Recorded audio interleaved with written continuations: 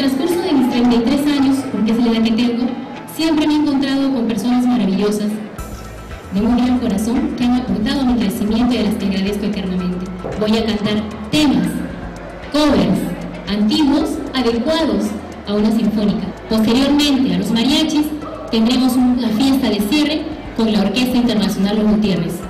En estas tres pautas que he dado de los géneros diferentes que voy a cantar, la protagonista seré yo. Esto quiere decir que voy a cantar desde música balada con la sinfónica hasta música jocosa con el mariachi, y voy a divertirlos con un merengue, una salsa o una cumbia actual, terminando la fiesta con una orquesta. Este viernes 22 de julio, recital musical de Ercy Gómez.